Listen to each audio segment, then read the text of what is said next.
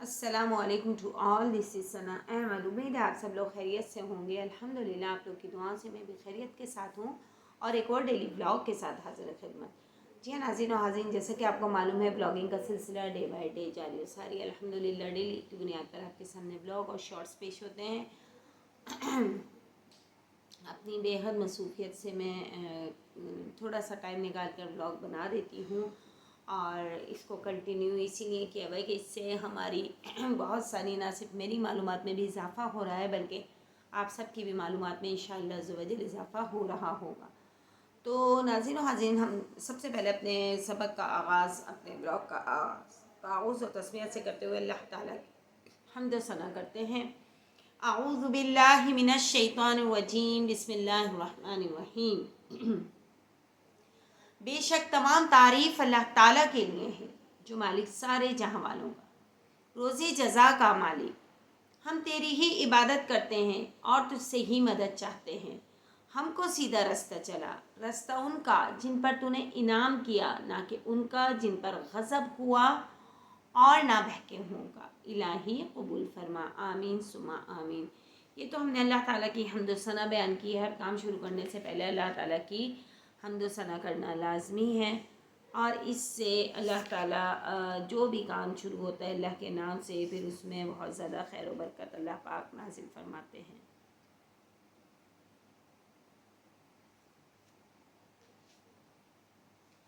आज का जो व्लॉग है वो सैयदुल इस्तग़फ़ार, एक बहुत खूबसूरत और जामे तरीन दुआ है इस्तग़फ़ार की। और हमारे नबी पाक सल्लल्लाहु अलैहि वसल्लम रोज़ाना रात को सोते वक्त ये दुआ पढ़कर सोते थे।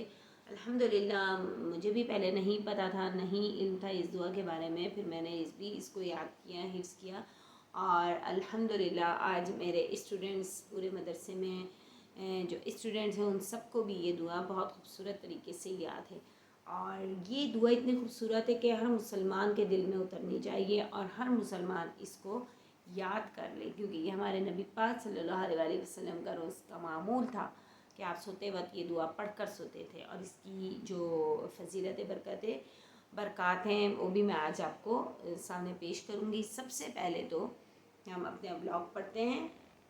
हज़रत शद्दाद बिन औस रज़ियल्लाहु ताला अन्हु से रिवायत है कि रसूल पाक सल्लल्लाहु अलैहि वसल्लम ने फरमाया कि सैयदुल इस्तग़फ़ार यानी सबसे आला इस्तग़फ़ार ये है कि बंदा अल्लाह ताला के हुजूर में यूँ अर्ज़ करे, बिस्मिल्लाहिर रहमानिर रहीम, अल्लाहुम्मा अंत रब्बी ला इलाहा इल्ला अंता खलक़तनी व अना अब्दुका व अना अला अहदिका व वअदिका मस्तताअत, अऊज़ु बिका मिन शर्रि मा सनअतु, अबूउ लका बिनिअमतिका अलैया व अबूउ बिज़ंबी फ़ग़फ़िरली फ़इन्नहु ला यग़फ़िरुज़्ज़ुनूबा इल्ला अंत।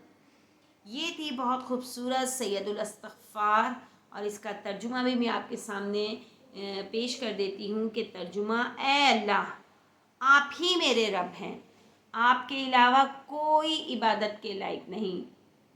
आप ही ने मुझे पैदा किया और मैं आप ही का बंदा हूँ और जहाँ तक मुझसे हो सका मैं आपका अहद और आपके वादे पर कायम हूँ और मैं अपने आमाल की बुराई से आपकी पनाह चाहता हूँ। बस आप मुझे बख्श दीजिए क्योंकि मेरे गुनाहों को आपके अलावा और कोई भी माफ़ नहीं कर सकता। ये दुआ बुखारी शरीफ और नसाई शरीफ की एक हदीस में आई है। इस हदीस के रावी हज़रत शद्दाद बिन औस रज़ियल्लाहु ताला अन्हु फरमाते हैं कि जनाब रसूल पाक सल्लल्लाहु अलैहि वसल्लम ने इरशाद फरमाया, जो शख्स इस दुआ को दिन में पढ़ ले, अब इसकी फजीलत देखें, इसकी बरकत देखें कि हमारे नबी पाक सल्लल्लाहु अलैहि वसल्लम का इरशाद है कि जो शख्स इस दुआ को दिन में पढ़ ले और रात से पहले उसको मौत आ जाए वो अहले जन्नत से होगा, और जो रात को पढ़ ले और सुबह होने से पहले पहले उसको मौत आ जाए तो वो भी अहले जन्नत से होगा। इस इस्तग़फ़ार की इस गैर मामूली फ़जीलत का राज बज़ाहिर यही है कि इसके एक एक लफ्ज़ में अब्दियत की रूह भरी हुई है। ایسی جامع ترین دعا ہے جو 23 سالہ ادعیہ رسول پاک صلی اللہ علیہ وسلم موجود ہیں، جس میں 23 سالہ ادعیہ رسول پاک صلی اللہ علیہ وسلم موجود ہیں۔ اللہم انی اسألک من خیر ما سألک منہ عبدک و نبیشک محمد صلی اللہ علیہ وسلم ونعوذ بک من شر ما استعاذ منہ عبدک و نبیشک محمد صلی اللہ علیہ وسلم وانت المستعان وعلیک البلاغ ولا حول ولا قوة الا باللہ۔ ترجمہ اور حدیث۔ حضرت ابو امامہ رضی اللہ تعالیٰ عنہ فرماتے ہیں کہ نبی کریم صلی اللہ علیہ وسلم نے بہت کثرت سے دعائیں مانگی، لیکن ہم چند لوگوں کو ان میں سے کچھ بھی یاد نہ رہیں۔ ہم نے عرض کیا، یا رسول اللہ صلی اللہ علیہ وسلم، آپ نے تو بہت ساری دعائیں مانگی لیکن ہم کو ان میں سے کچھ بھی یاد نہیں۔ آپ صلی اللہ علیہ وسلم نے فرمایا، کیا میں تم سب کو ایسی دعا نہ بتا دوں جو ان سب دعاؤں کی جامع ہو، مطلب نچوڑ ہو؟ تم یوں کہا کرو کہ اے اللہ، میں آپ سے سوال کرتا ہوں اس تمام خیر کا سوال جس کا سوال کیا آپ سے آپ صلی اللہ علیہ وسلم کے نبی حضرت محمد صلی اللہ علیہ وسلم نے، اور میں آپ کی پناہ چاہتا ہوں اس تمام شر سے جس سے پناہ چاہی آپ کے نبی محمد صلی اللہ علیہ وسلم نے، اور استعانت کے قابل صرف آپ ہی کی ذات ہے، اور ہماری فریاد کو پہنچانا آپ پر احسان واجب ہے۔ ولا حول ولا قوة الا باللہ، نہیں ہے گناہوں سے بچنے کی طاقت مگر اللہ کی حفاظت سے، اور نہیں ہے نیکی کی قوت مگر اللہ کی مدد سے۔ مناجات قبول کی ایک منزل اگر ہر روز پڑھ لی جائے تو 7 دن میں اکثر ادعیہ قرآن پاک اور احادیث مبارکہ کی ورد ہو جائیں گی۔ سبحان اللہ۔ اب گھر میں قرآن پاک کی تلاوت کا اہتمام کرنا۔ ہمیں چاہیے کہ ہم اپنے گھروں کے اندر قرآن پاک کی تلاوت کا اہتمام کریں، اس کی بڑی برکات ہیں۔ چنانچہ حضرت عطا بن ابی رباح رحمۃ اللہ علیہ فرماتے ہیں کہ مجھے حضور پاک صلی اللہ علیہ وسلم کا یہ ارشاد پہنچا ہے، من قرأ یاسین فی صدر النہار قضیت حوائج، جو شخص دن کے شروع میں سورہ یاسین پڑھ لے اس کی تمام دن کی حوائج پوری کر دی جاتی ہیں۔ ایک حدیث میں آتا ہے کہ نبی پاک صلی اللہ علیہ وسلم نے فرمایا، ہر چیز کی کوہان ہوتی ہے اور بلا شبہ قرآن پاک کی کوہان سورہ یاسین ہے، اور شیطان جب سنتا ہے کہ کسی گھر میں سورہ بقرہ پڑھی جا رہی ہے تو اس گھر سے وہ بھاگ کھڑا ہوتا ہے۔ سبحان اللہ۔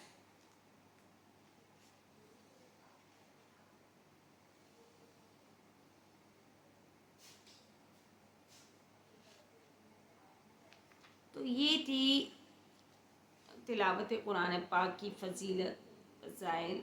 ان روایات سے ہمیں پتہ چلا کہ اگر خشوع و خضوع کے ساتھ قرآن پاک پڑھا جائے تو گھر پر اللہ کی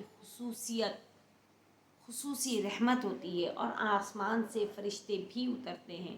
علاوہ ازیں ایسے گھر سے رزق کی تنگی دور کر دی جاتی ہے، اور اس کے بہت سارے فضائل ہیں اور کچھ فضائل میں آپ کے سامنے بھی پیش کروں گی۔ نصیحت یہ ہے کہ اپنے گھروں کو قبلہ بناؤ۔ مقصود یہ ہے کہ گھر کو عبادت گاہ بنایا جائے۔ اللہ تعالیٰ کا ارشاد ہے، وَأَوْحَيْنَا إِلَى مُوسَى وَأَخِيهِ أَن تَبَوَّأَ لِقَوْمِكُمَا بِمِصْرَ بُيُوتًا وَاجْعَلُوا بُيُوتَكُمْ قِبْلَةً وَأَقِيمُوا الصَّلَاةَ وَبَشِّرِ الْمُؤْمِنِينَ۔ یعنی ہم نے موسیٰ اور ان کے بھائی ہارون علیہ السلام کو بذریعہ وحی حکم دیا تھا کہ دونوں اپنی قوم کے لیے مصر میں مکانات ڈھونڈو، اور پھر تم سب اپنے گھروں کو ہی عبادت گاہ بناؤ اور نماز قائم کرو، اور آپ ایمان والوں کو بشارت دے دیجئے۔ اس کی تفسیر ابن عباس رضی اللہ تعالیٰ عنہ نے فرمایا کہ انہیں اس بات کا حکم ہوا تو کہ وہ اپنے گھر کو ہی مسجد بنائیں۔ شاید کہ یہ کیفیت واللہ عالم اس وقت پیش آئی جبکہ ایمان والوں پر فرعون اور اس کی قوم کی جانب سے مصائب کا سلسلہ شدید ہو گیا تھا، اور فرعونیوں نے ان کی زندگی تنگ کر دی تھی، تو انہیں کثرت صلاح کا حکم ہوا۔ جیسا کہ اللہ تعالیٰ نے ارشاد فرمایا یا ایھا الذین آمنوا استعینوا بالصبر والصلاح، یعنی اے ایمان والوں صبر و صلاح کے ساتھ اللہ کی مدد طلب کرو۔ اور حدیث شریف میں کہ کان رسول اللہ صلی اللہ تعالی علیہ وسلم اذا حسبهم امرؤ صلی، حضور اکرم صلی اللہ علیہ وسلم کا معمول تھا کہ جب کوئی ناگوار کیفیت پیش آتی تو آپ نماز میں لگ جاتے۔ اس سے واضح ہو جاتا ہے کہ گھروں میں عبادت کی بڑی اہمیت ہے، خاص طور سے کمزوری اور بے چارگی کی کیفیت میں۔ نیز بعض اوقات پیش آنے والے ایسے حالات میں جب کہ مسلمان کفار کے سامنے نماز کا اظہار نہیں کر سکتے، اور ہمیں اس مقام پر محراب مریم علیہ السلام بھی یاد آتا ہے کہ جو کہ ان کی عبادت گاہ تھی، اور جس کے بارے میں اللہ پاک نے ارشاد فرمایا کلما دخل علیہ زکریا المحراب وجد عندها رزقا، سورہ آل عمران کی آیت نمبر 37 ہے کہ یعنی جب بھی حضرت زکریا علیہ السلام ان کے پاس محراب میں تشریف لے جاتے تو وہاں انہیں کھانے پینے کی اشیاء موجود ملتی۔ یہ حضرت مریم علیہ السلام کا بچپن کا ایک خوبصورت ترین واقعہ ہے جو قرآن پاک میں سورہ مریم میں ڈیٹیل میں ہے، اور بہت خوبصورت واقعہ ہے یہ کہ اس میں حضرت مریم علیہ السلام ہر وقت ہمہ وقت اللہ تعالیٰ کی عبادت میں مصروف ہوتی تھی، گھر کے کام کاج کر کے پھر اللہ تعالیٰ کی عبادت میں ایک حجرے میں بیٹھ جاتی تھی اور پورے دن رات وقت عبادت میں مصروف رہتی تھی۔ تو ایک مرتبہ زکریا علیہ السلام جو کہ ان کے خالو تھے، انہوں نے بولا کہ میں دیکھوں تو یہ بچی کیا کرتی رہتی ہے، کیونکہ وہ ان کی کفالت کر رہے تھے۔ اور جب آپ نے جھانکا محراب میں پردہ ہٹا کر دیکھا تو حضرت مریم علیہ السلام بن موسم کے پھل کھا رہی تھیں۔ آپ کو بڑا تعجب ہوا، آپ نے ان سے پوچھا کہ اے مریم یہ تمہارے پاس کہاں سے آئے ہیں، کیونکہ انہوں نے تو لا کے دیے نہیں تھے اور کوئی ذریعہ آمدنی بھی نہیں تھا، ذریعہ معاش بھی نہیں تھا کہ ان کے پاس وہ پھل آ جاتے۔ تو انہوں نے فرمایا کہ بے شک اللہ تعالیٰ بے حساب رزق عطا کرتا ہے، یہ سب اللہ تعالیٰ نے مجھے عطا کیے ہیں، آپ بھی اللہ تعالیٰ سے مانگیں، اللہ تعالیٰ آپ کو بھی عطا کریں گے۔ اللہ تعالیٰ جسے چاہے بے حساب رزق دیتا ہے۔ اس پر حضرت زکریا علیہ السلام نے اس وقت سوچا کہ جب اللہ پاک بن موسم کے پھل دے سکتا ہے تو پھر مجھے بھی اللہ تعالیٰ اولاد کیوں نہیں دے سکتا۔ انہوں نے اسی لگن اور دلجوئی سے دعا کی اور اللہ پاک نے ان کو پھر ایک نیک اور صالح حضرت یحییٰ علیہ السلام عطا فرمائے، جن کو نبوت و رسالت کا منصب بھی ملا۔ سبحان اللہ۔ تو یہ تھی حضرت مریم علیہ السلام کی چھوٹی سی بات جو انتہائی خوبصورت تھی اور جو قرآن میں بہت خوبصورت الفاظ میں تحریر ہے۔ تو ناظرین و حاضرین، کہنے کا یہی مقصد ہے کہ اللہ حضور پاک صلی اللہ علیہ وآلہ وسلم نے جو ہمیں دعائیں بتائی ہیں، سید الاستغفار بتایا ہے، یہ ابھی رمضان کا جو عشرہ ہوتا ہے، دوسرا عشرہ وہ استغفار کا ہے، مغفرت کا ہے، اللہ سے مغفرت کرنا، پہلا رحمت کا، دوسرا مغفرت کا، اور تیسرا دوزخ سے نجات۔ تو پہلے عشرہ جو 1 سے 10 روزوں پر مبنی ہوتا ہے، مشتمل ہوتا ہے، اس میں ہمیں 1 سے 10 روزے تک اللہم اغفر وارحم انت خیر الراحمین، رحمت کی دعا ہے، یہ پڑھتے رہیں۔ دوسرا عشرہ مغفرت کا ہے، اس میں آپ اگر یہ والی دعا سید الاستغفار پڑھتے ہیں، اللہم انت ربی لا الہ الا انت خلقتنی وانا عبدک وانا علی عہدک ووعدک ما استطعت اعوذ بک من شر ما استعاذ منہ عبدک ونبیک من شر ما صنعت ابوء لک بنعمتک علی وابوء بذنبی فاغفر لی فانہ لا یغفر الذنوب الا انت۔ تو یہ آپ استغفار پڑھتے رہیں، یا استغفر اللہ ربی من کل ذنب واتوب الیہ، 5ویں کلمے کا شروع کا اسٹارٹ ہے، یہ والی لائن پڑھ لیں تو یہ سمجھیں 11ویں روزے سے لے کے 20ویں روزے تک استغفار کا عشرہ ہوتا ہے، اس میں ہمیں خوب زیادہ یہ دعائیں کرنی۔ اور تیسرا ہے دوزخ سے نجات، اللہم اجرنی من النار، یہ پڑھتے رہیں آپ، اللہ تعالیٰ آپ کو انشاءاللہ عز و جل دوزخ سے نجات عطا فرمائیں گے۔